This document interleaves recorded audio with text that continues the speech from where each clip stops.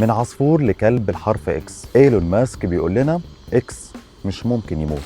فوجئنا بتغريدة لإيلون ماسك واللي متابعينه عدوا أكتر من 149 مليون متابع إنه هيغير علامة تويتر لحرف إكس، وطالب متابعيه بإرسال تصاميم بالحرف وهيعتمدوا تاني يوم على طول.